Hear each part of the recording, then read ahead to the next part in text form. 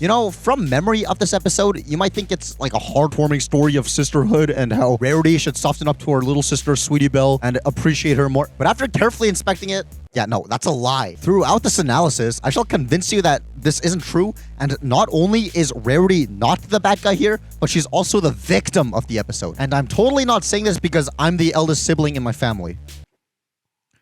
Whatever. Wow, the music in the background is very funny. Aroma, spiced warm apple cider. Listening to it isolated, you can definitely hear how goofy it is.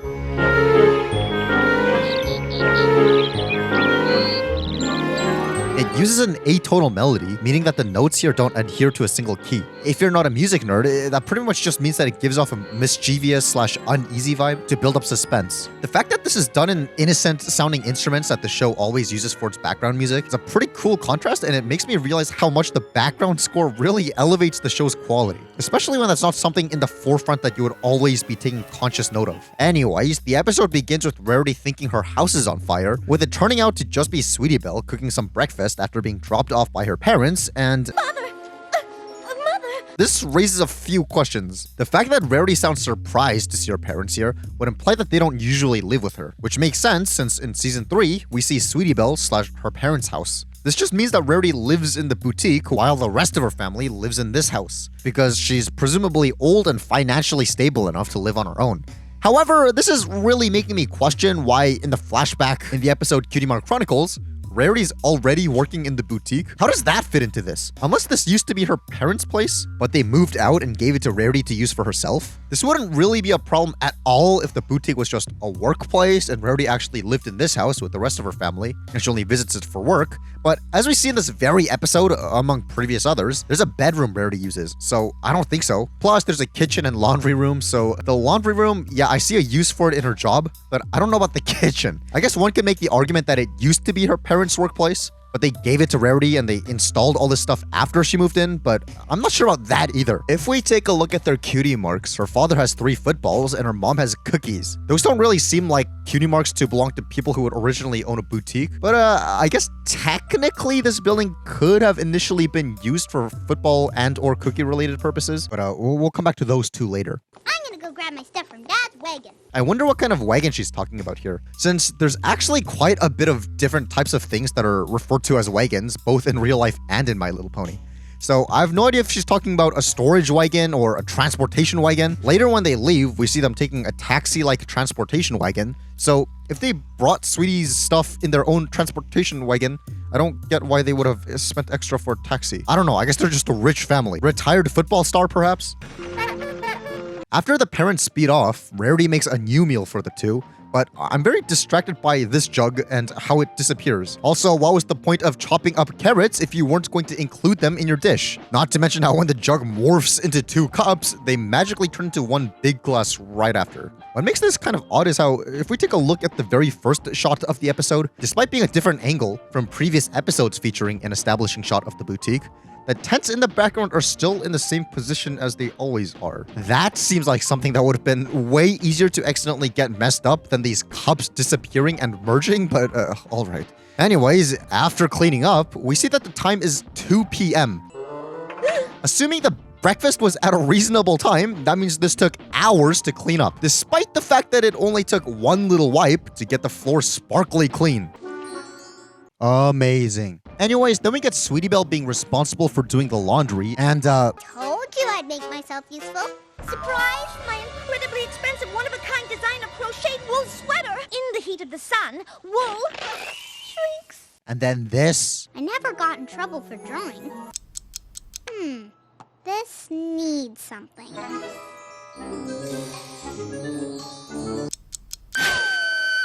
Oh no! Did you use these gems? These are extremely rare baby blue sapphires. I need them for an outfit for an extremely important client. And then this. Surprise! My inspiration room! When I saw the big mess in your room, I thought I'd clean it up for you. This wasn't a mess. It was organized chaos. But every time I make a mess, you get upset. But this was my mess in my house. And now I have to start from scratch. Kill her? honestly, with the way Rarity handles herself in these situations, by being calm, or at least as calm as Rarity can be in a situation like this.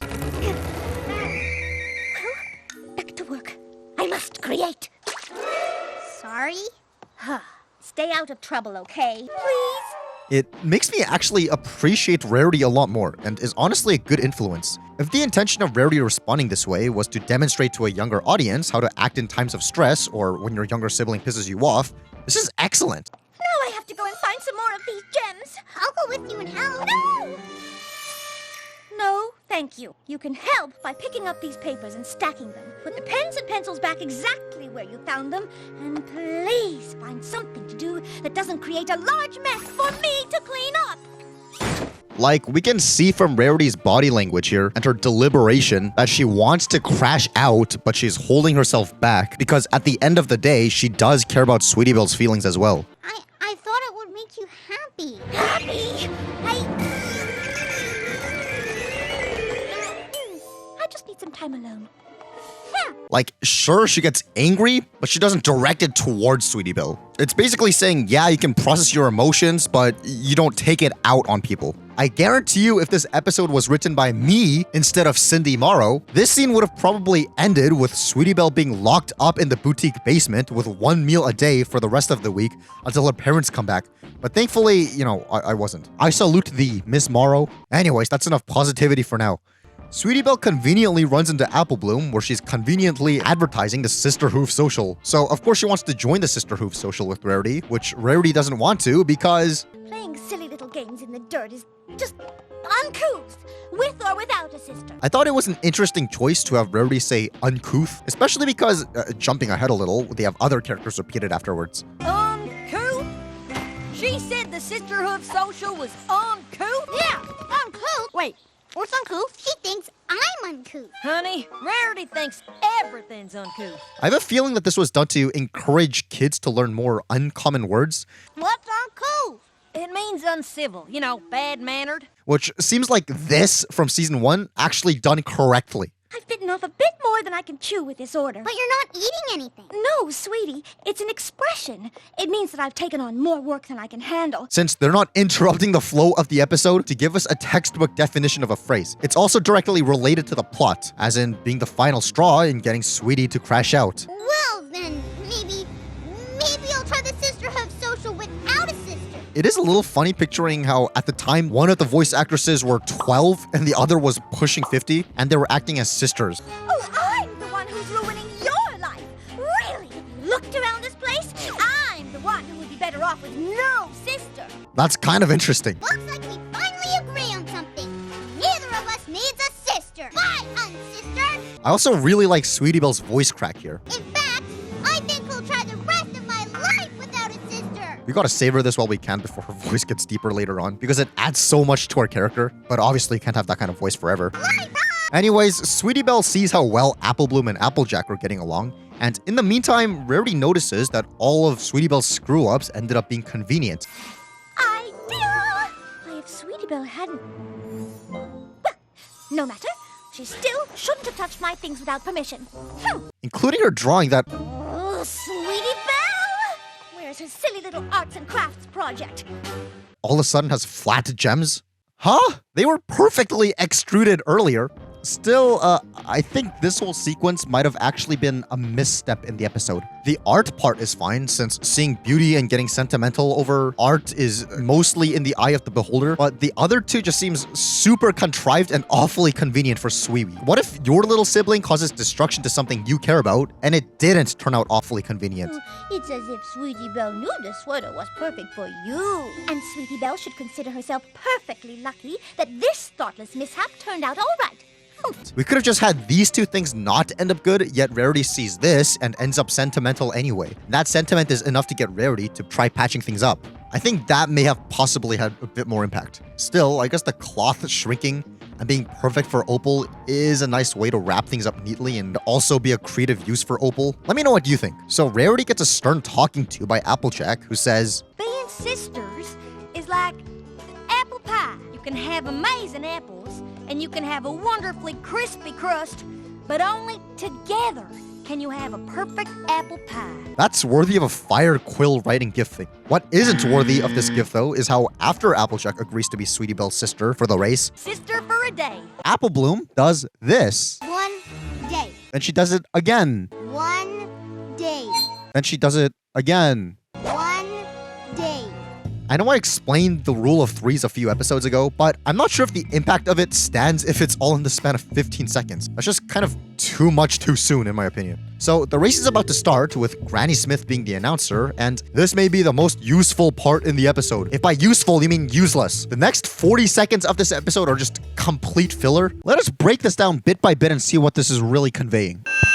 Thanks for that. That's exactly what my ears needed, especially when this megaphone is an electric-less one, seeing how there's no speaker in this megaphone, unlike actual electric megaphones. For comparison, here's an acoustic one, meaning it wouldn't have been able to cause feedback, and the only reason this was put in the episode was to violate our ears, but okay, sure. Is this thing on? So the joke so far is that Granny Smith doesn't know how to handle a megaphone, as we could infer from the fact that she made it the thing feedback. Then she goes on to ask, is this thing on? Insinuating that she can't tell if the thing is on. Then she says, I don't think this thing is on. as if we didn't just get 2 indicators that she doesn't know if this thing is on. Don't worry, because then we get a close-up shot of Granny Smith where she further questions. Hello? Then after Big Mac bails her out, she says this. Wait a you have to say so, confingled modern doohickey. Which, I mean, I guess makes for a fine joke that technology created in the 16 to 1800s count as a confangled modern doohickey for Granny Smith, but I thought the implication is that Granny Smith would be responsible for running this kind of thing every year. Applejack and I do it every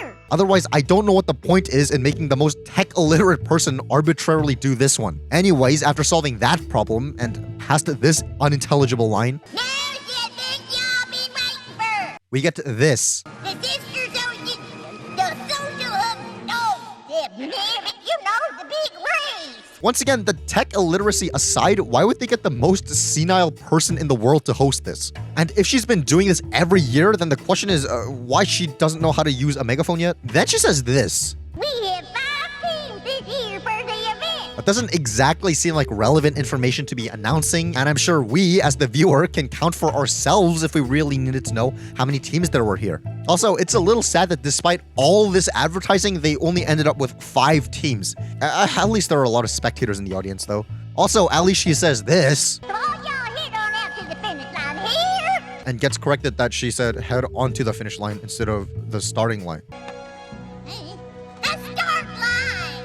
It's in the sea. Because that was kind of funny. At least the monotony gets broken a little, because then we get this zinger delivered by Apple Bloom instead of Granny Smith. 1 day. Good luck. Then the next 6 seconds are dedicated to Granny Smith struggling to speak because her chair keeps rocking. The Bear Sisters win. On your mark. Get set. I do appreciate the attention to detail that this is happening because Big Mac actually pulled her chair backwards and this is the result of that. But earlier, it looked like Granny Smith was able to balance herself pretty well and not have her chair rock back and forth. But even if she couldn't, I don't understand why Big Mac would all of a sudden stop being helpful when he's been carrying her throughout this entire speech. Surely he would have noticed the chair was rocking and put a stop to it. This whole thing comes to an end with Granny Smith poking her eye, which isn't exactly a clever joke, but at least it's a use of a different type of joke than what we were just witnessing for the past 35 seconds. And on to the race they go.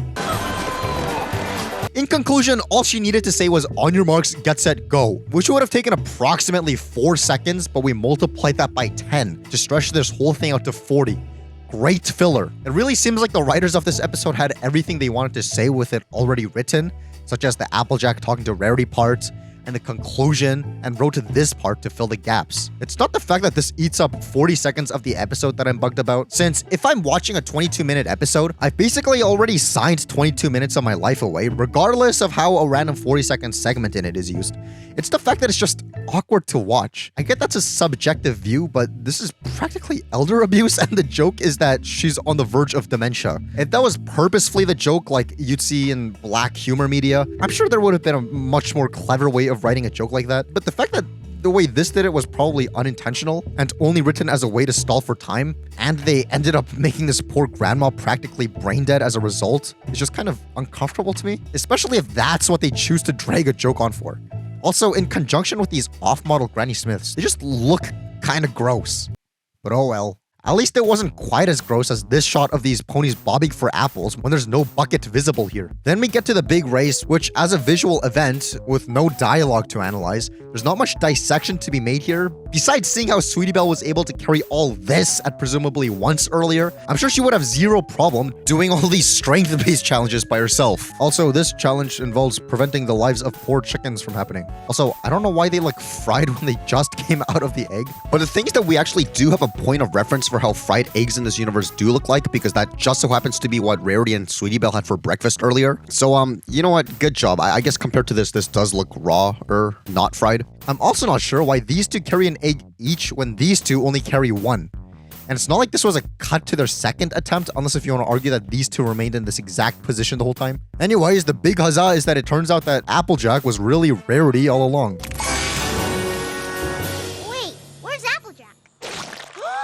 It's a little strange how Applejack was able to remain in this puddle the whole time, especially because that means that this pile was dug deep enough to sink a whole pony into. Also, that means that Applejack held her breath for the duration of the entire race.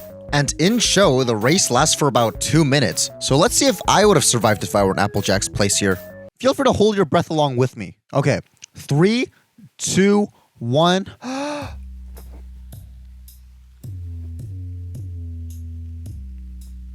While he's doing that, let me just spout some random fun facts about this episode. This is the first episode Twilight Sparkle doesn't appear in, yet it's also the first episode Spike appears in without Twilight. This is also the first episode parents of the main 6 are shown in the flesh and not in a flashback. Not to mention the first episode Skurla doesn't appear, but the other 2 Kingdom Crusaders do. Talk about FOMO!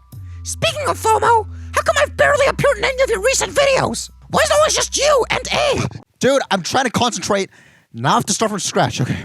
All right, let's try that again from the top. Earlier, Apple Bloom's burp was for real. Despite the fact that it's in her voice, somebody asked about it. Astounding. Plus, of course the burp is gonna be real. How would you imitate a burp? It's infinitely easier to do it for real. Well, I'm running out of fun facts about this episode. Let me think of some stuff from previous episodes you missed because you don't know how to do your own job properly. Did you know that in Lesson 0, Twilight says, "If I can't find a friendship problem, I'll make a friendship problem." Which is a reference to how the Grinch stole Christmas. If I can't find a reindeer, I'll make one instead.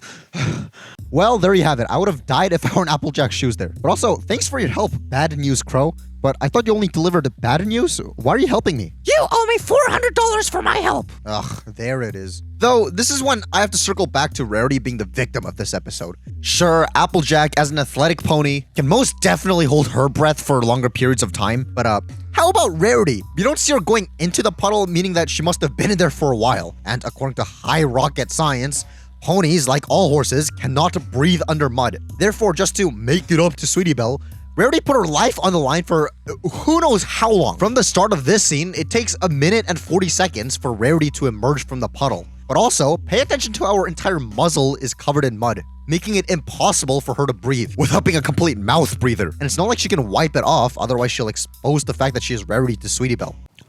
What a good sister! Especially when we've previously seen Rarity almost rip Applejack's head off or even suggesting that she touches mud. I'd prefer not to get my hooves muddy. There is just no pleasing you, is there? Well, and how does muddying my hooves serve any useful purpose? So basically what happened was Sweetie Belle destroys Rarity's stuff, and as payment, Rarity puts her life on the line for her. Fair trade. On top of that, I hope my breakdown of how filler Granny Smith scene was kind of illustrates that if it went on for any longer, we might have actually gotten a scene where Applejack falls into the mud pit and tries to give Rarity a signal to come out, only to see bone. Also, now that I think about it, how convenient is it that this thing is the first challenge in the entire rally? We switched places over at the very first mud hole. But speaking of the race, what's kind of odd is how one set of the contestants is these two, Amethyst Star and Dinky. As I said when we talked about Winter Wrap-Up, Dinky was widely depicted to be derpy and Dr. Hooves' child. So, what the heck is she doing here as Amethyst Star's sister? Because that would mean that Amethyst Star is also derpy and Dr. Hooves' child. Obviously, that can't be. I guess only time will tell if there's anything to this or not. Having a sister is just about the bestest thing in the world, but it sure isn't the easiest. This is a sweet ending and all, but what would have elevated the scene to a whole other level would be if, based on the fact that this is a lesson about sisterhood delivered to Princess Celestia, who has a sister, it would have been nice to see her briefly reflect on her sisterhood. We've seen this before in Griffin the Brush Off, where we see her perspective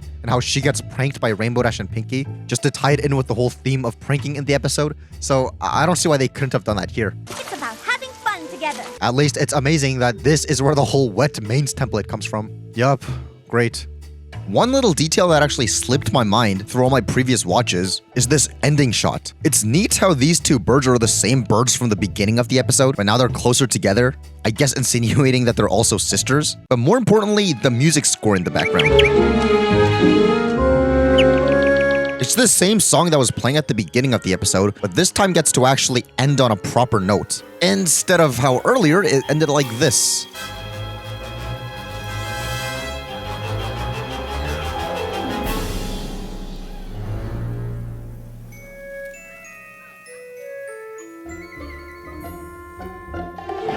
Meaning that all the uneasiness and suspense from the beginning of the episode actually came to a resolve. That's pretty cool. And I wouldn't have realized this unless if I was overanalyzing and dissecting literally every detail about this episode. It makes everything come full circle, which is genius. So I'm glad that I'm actually taking the time to overanalyze all these episodes.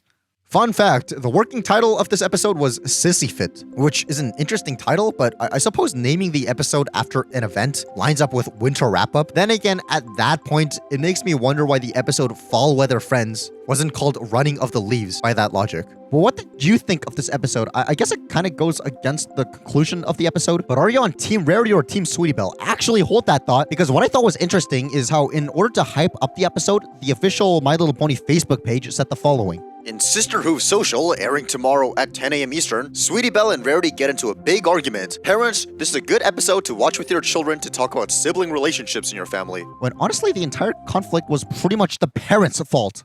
This whole conflict could have been possibly avoided if the parents just told Rarity that they're dropping Sweetie Belle off in the first place. There's this line. By the time we get back from our vacation.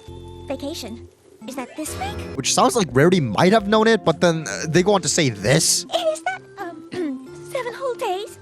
And 6 nights. Which would imply that Rarity wasn't filled on in the details of what's happening. I'm sure had she known Sweetie Belle was going to be dropped off for the week, she would have made some accommodations and time for her and planned things out. After all, Rarity does seem like a schedule-oriented individual, so... Plus, we see throughout the episode that she's busy and has work to do. This is definitely the parents' fault. Though, to play devil's advocate, Rarity says... So, now when you say a week, is that, 7 whole days? But her parents didn't say anything about a week at all here, so maybe she did know it was going to be for a week. But if so, that seems like a bit of a dumb and redundant question. The things that if they just had one throwaway line somewhere here about, we must have told you about 100 times, and I guess I was just so swept up by work that it slipped my mind. There would have been zero problem, but oh well. With the way it is here, without that, Rarity is the victim. I will say that it's a little dumb on Rarity's part for not offloading Sweetie Belle off to Fluttershy to babysit like she did in Stairmaster, especially when that episode ended with Rarity seeing how obedient Sweetie Belle is to Fluttershy.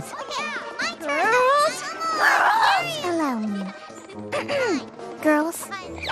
Yes, Fluttershy, you called? But oh well. At least they learned a good lesson. I think this was a pretty solid episode. I'm sure if I had a sister or was a sister or ideally both in this context, this episode would have resonated with me a lot more. So all you sisters with sisters out there, make sure to let me know if this episode resonates you for that reason, especially if you're the younger one. Perhaps you'd like to defend Sweetie Belle's honor. I do see in her perspective, she was bored out of her mind. I'm so bored.